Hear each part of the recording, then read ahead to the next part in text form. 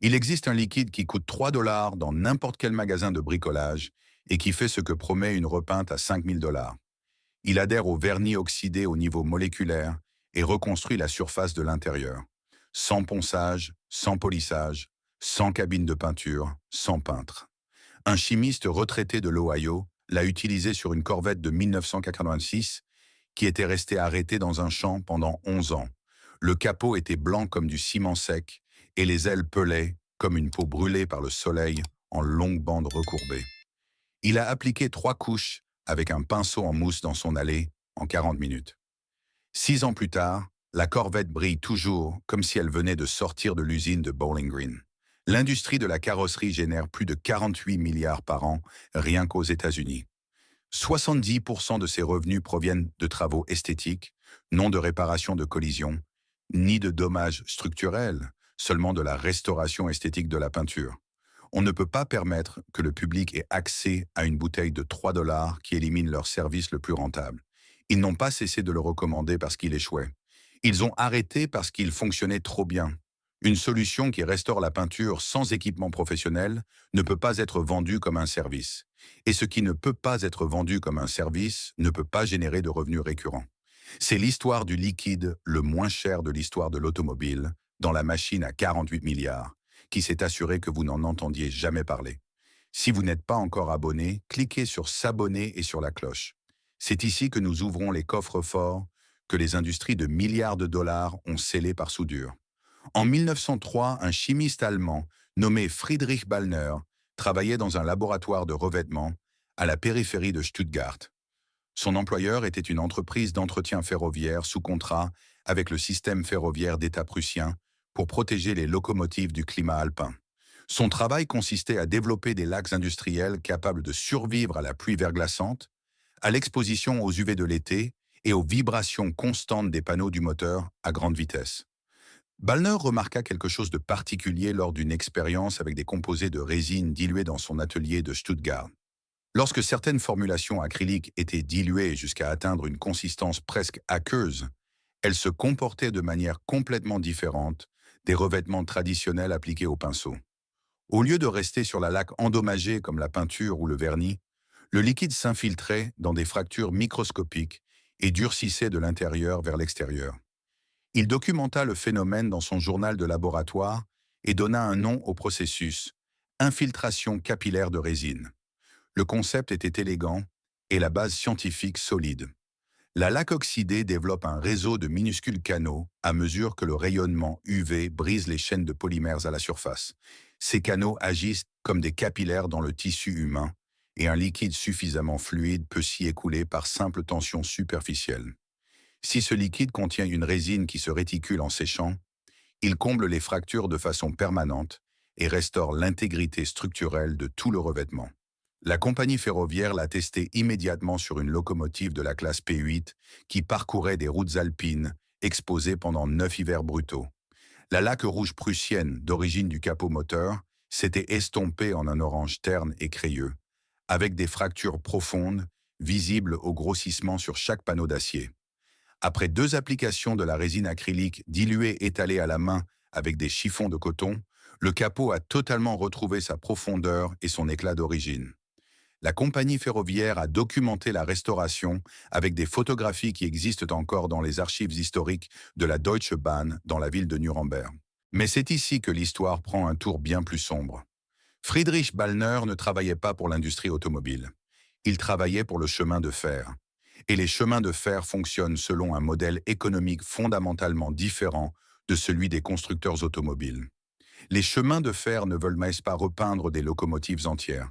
Ils veulent restaurer les revêtements existants, car repeindre coûte une fortune en main-d'œuvre et en temps d'arrêt opérationnel. La restauration permet d'économiser de l'argent. C'est pourquoi le système ferroviaire européen a adopté avec enthousiasme l'infiltration capillaire de résine sur tout le continent. Mais quand l'industrie automobile a explosé aux États-Unis dans les années 1920, la technologie de la peinture a pris une direction complètement différente. Henry Ford a déclaré sa phrase célèbre « Vous pouviez avoir n'importe quelle couleur, du moment que c'était du noir ».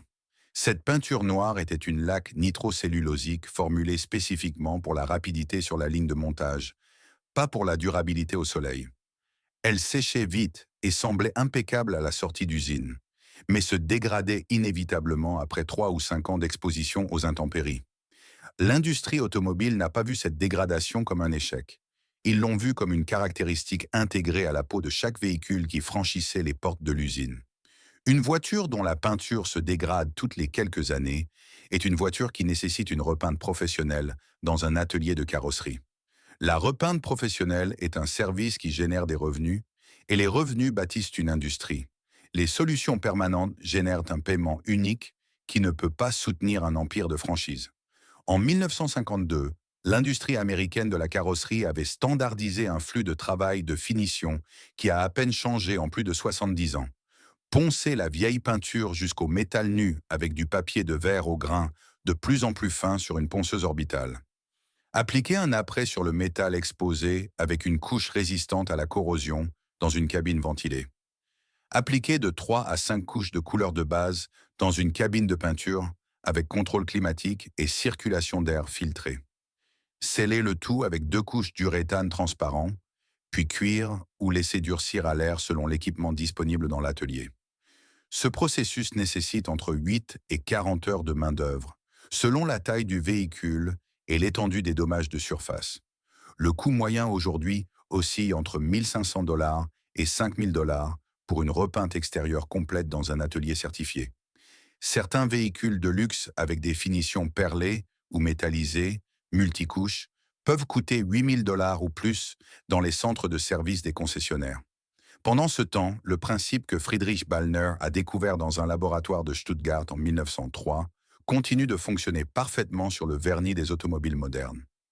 La chimie des polymères modernes a seulement rendu les composés moins chers et plus accessibles à quiconque possède un tampon applicateur en mousse et un chiffon propre. Le composé actif derrière cette restauration est un mélange de résine de copolymère acrylique en suspension dans un solvant volatile. Lorsqu'il est appliqué sur la peinture oxydée de la voiture, le solvant ouvre les pores microscopiques de la couche de vernis endommagée. Les molécules de résine s'écoulent dans ces pores, poussées par l'action capillaire et la tension superficielle, exactement comme Ballner l'a décrit il y a plus d'un siècle. À mesure que le solvant s'évapore durant les 12 à 48 heures suivantes, les molécules de résine se réticulent entre elles et avec les chaînes de polymères restantes du vernis d'origine. Il ne reste pas en surface comme la cire. Il ne comble pas les rayures temporairement comme un lustrant à la silicone. Il devient une partie de la surface, liée moléculairement, de façon permanente. Le résultat est un vernis restauré qui est fusionné chimiquement avec la couche de pigment d'origine située en dessous. Ce n'est pas un revêtement qui reste par-dessus. C'est une restauration structurelle au niveau des polymères. Et vous pouvez acheter tout ce dont vous avez besoin dans n'importe quel magasin de bricolage pour moins de 3 $. Restez avec moi car ce que l'industrie de la carrosserie a fait pour supprimer cette connaissance est là où commence la véritable piste de l'argent. Cette vidéo n'est que la première couche que nous retirons. J'ai rassemblé tout ce que l'industrie automobile, l'industrie de la peinture et l'industrie de l'équipement de plein air ont enterré pendant des décennies en un seul endroit. Tout est à l'intérieur de la voûte interdite complète.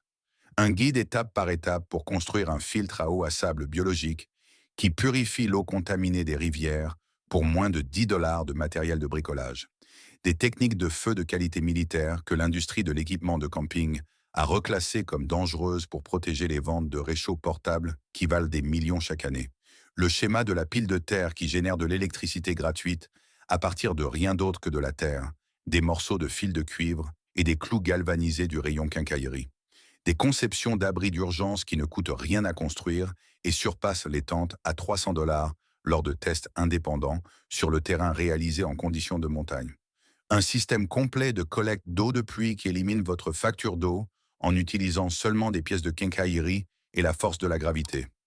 Le guide d'installation solaire hors réseau que les compagnies d'électricité ont discrètement poussé les plateformes à retirer de la circulation. Des plants de gazogène qui ont alimenté des véhicules civils dans l'Europe occupée pendant la Seconde Guerre mondiale et qui fonctionnent encore sur des moteurs modernes aujourd'hui. Et le protocole complet de restauration de peinture de cette même vidéo avec les noms exacts des produits, les proportions de mélange, les étapes d'application et les liens d'achat. Plus de 12 guides dans une seule voûte, sans fioriture, sans remplissage, directement vers la connaissance qu'ils ont dépensé des milliards pour vous faire oublier. Le lien est dans la description, mais ne partez pas. Cette vidéo ne fait que commencer. Et la science derrière ce liquide à 3 dollars est encore plus accablante que l'histoire. Une étude marquante publiée dans le Journal of Coatings Technology en 2003 a testé la pénétration de la résine acrylique sur des panneaux d'automobiles artificiellement vieillis. Des chercheurs de l'Université du Southern Mississippi ont exposé 20 panneaux d'acier identiques, revêtus d'un vernis automobile standard à un rayonnement UV, concentré calibré pour simuler 8 ans de lumière solaire directe sur la côte du Golfe. Chacun des panneaux a développé une oxydation de phase 3, la classification où la peinture apparaît totalement blanche et crayeuse à l'œil nu, avec des fractures superficielles visibles sur tout le revêtement. Les chercheurs ont appliqué une seule couche de résine de copolymère acrylique diluée sur 10 panneaux en utilisant un tampon applicateur en mousse standard. Les 10 autres ont reçu un traitement avec un composé de polissage commercial de premier plan vendu dans les magasins de pièces automobiles à travers tout le pays. Après 72 heures de séchage, les panneaux traités à la résine ont montré une récupération de la brillance de 87% des valeurs de réflectance d'origine d'usine. Une récupération de 87% de l'éclat avec une seule couche d'un liquide qui coûte quelques centimes par mètre carré de surface peinte. Les panneaux traités avec le composé de polissage commercial n'ont récupéré que 34% de leur brillance d'origine dans les mêmes conditions de mesure. À 6 mois de test, les panneaux au composé de polissage avaient perdu toute leur récupération et étaient dans leur revenu à une oxydation totale de phase 3 comme s'ils n'avaient jamais été traités. Les panneaux traités à la résine ont maintenu leur finition restaurée pendant les 36 mois qu'a duré l'étude, avec une dégradation mesurable de zéro sur tous les panneaux. Les chercheurs ont conclu que l'infiltration capillaire de résine représentait une voie de restauration fondamentalement supérieure par rapport à toutes les méthodes de correction abrasive testées en laboratoire. L'étude a été publiée dans une revue évaluée par des pairs, citée 14 fois dans des recherches ultérieures sur les revêtements, et a été totalement et absolument ignorée par toutes les grandes chaînes de carrosserie d'Amérique du Nord. Si vous êtes arrivé jusqu'ici, vous en comprenez déjà plus sur la chimie de la peinture automobile que 99% des propriétaires de voitures sur cette planète. Et c'est exactement ce qui terrifie l'industrie des ateliers de carrosserie. Un client informé est un client qui ne franchit plus jamais leurs portes. Abonnez-vous et partagez ceci avec tous les propriétaires de voitures que vous connaissez à qui on a devisé des milliers d'euros pour un travail de peinture esthétique qu'ils pourraient résoudre eux-mêmes dans leur allée. Tout ce que l'industrie a enterré est à l'intérieur de la voûte complète. Le lien est dans la description. Maintenant, restez avec moi car la conspiration derrière ce liquide à 3 dollars vaut encore plus que la technique elle-même.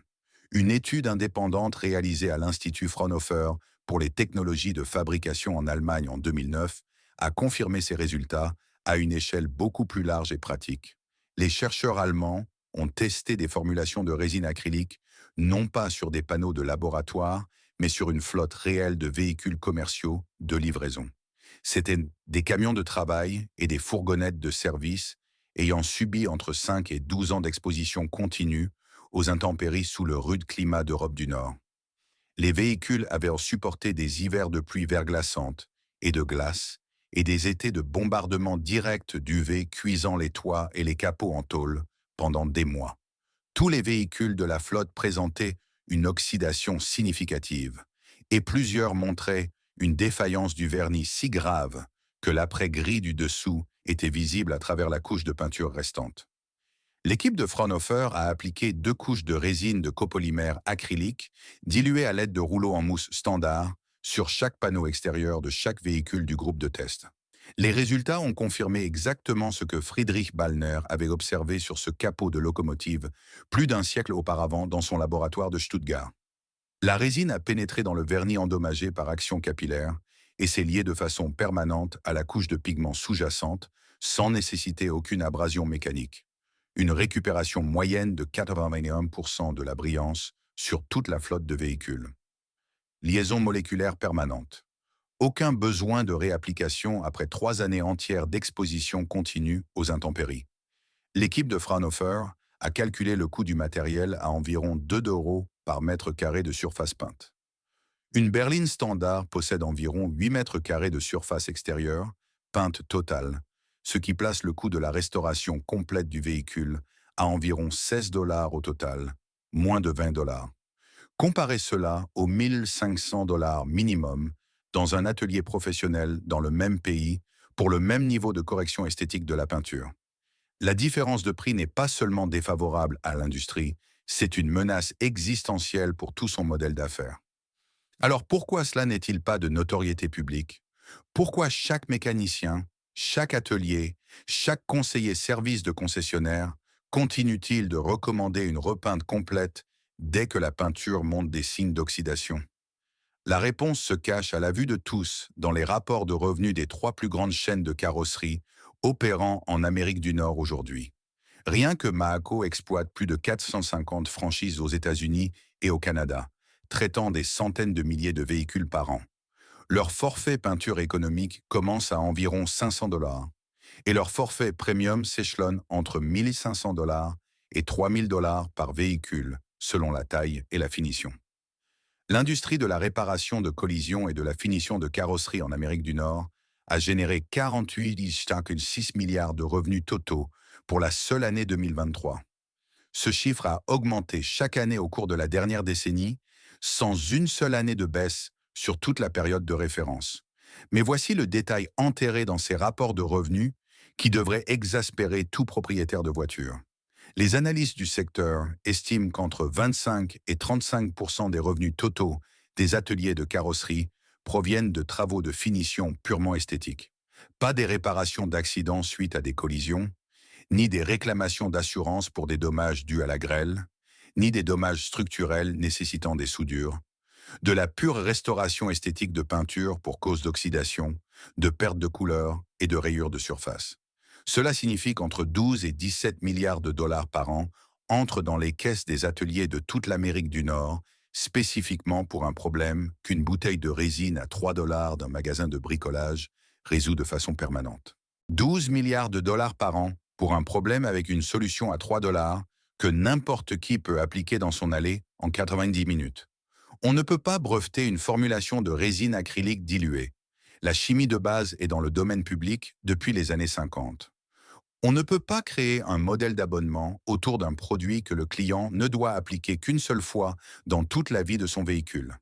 On ne peut pas générer de visites de service récurrentes quand la restauration est permanente et que le client ne revient jamais.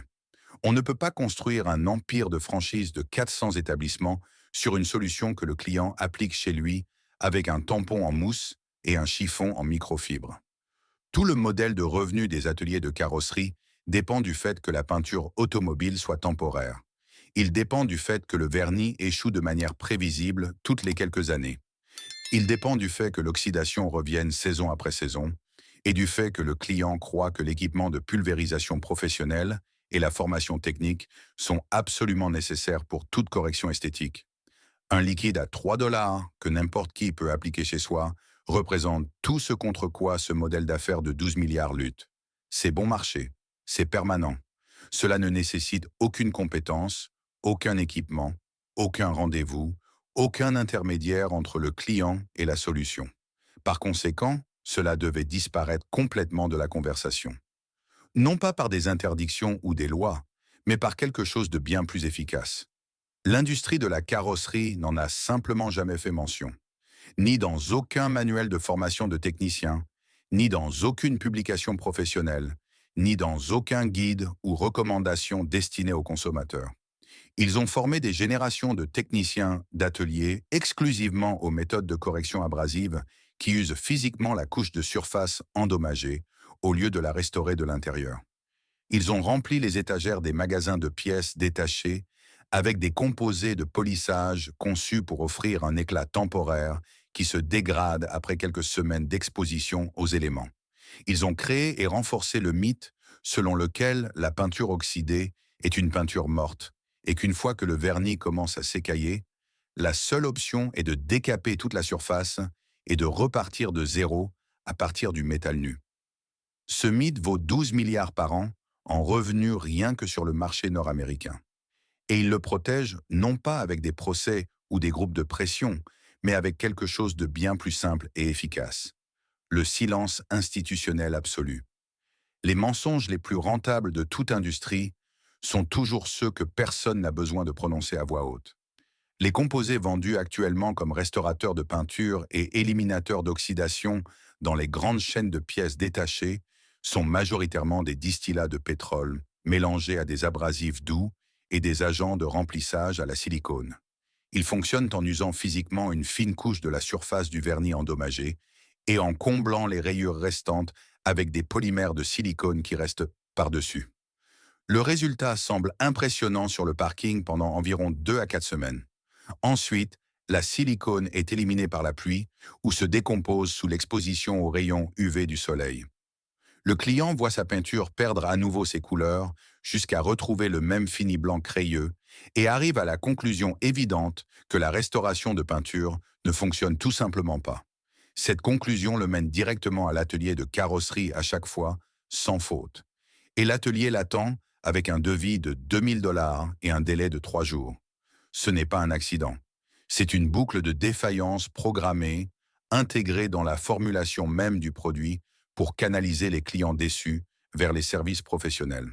Maintenant, voici exactement ce que vous devez faire avec cette connaissance. Allez dans n'importe quel magasin de bricolage et dirigez-vous vers le rayon des adhésifs et des scellants, près des produits pour le béton et la maçonnerie.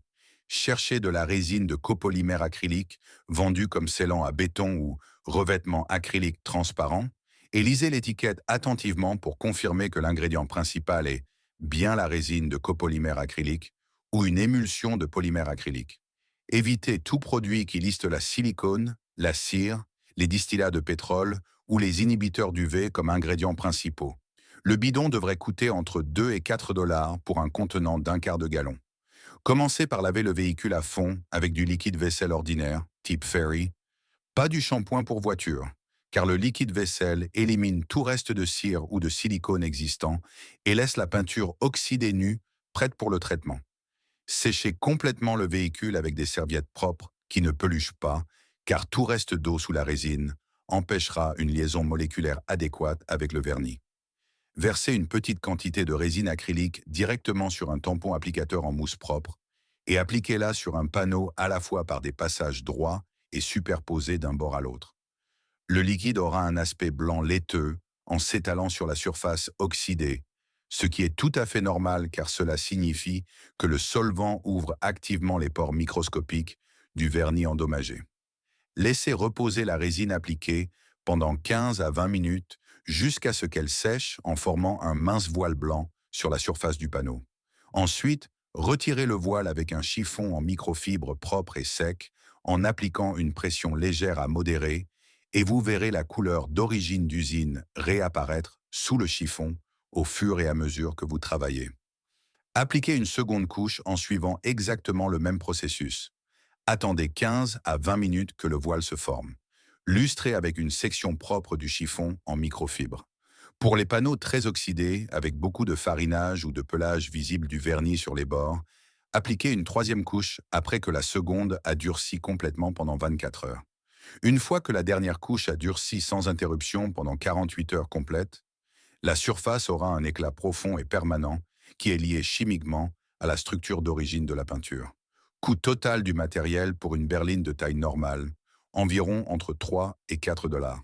Temps total, environ 90 minutes de travail d'application répartis sur 2 jours de durcissement. Comparez cela à 3 jours sur le parking d'un atelier de carrosserie et 2 000 $ qui disparaissent de votre compte bancaire pour le même résultat esthétique. Une enseignante retraitée du Michigan a documenté tout ce processus sur un Ford Explorer de 2001 avec 13 ans de dommages causés par le soleil garé dans son allée de banlieue. Le toit était devenu complètement blanc et le capot était rugueux au toucher avec le vernis qui pelait visiblement sur chaque bord et plis de la carrosserie. Elle a appliqué 2 couches de résine acrylique de magasin de bricolage pendant un seul week-end en n'utilisant rien d'autre qu'un pinceau en mousse et un paquet de chiffons en microfibre d'un magasin à 1 euro.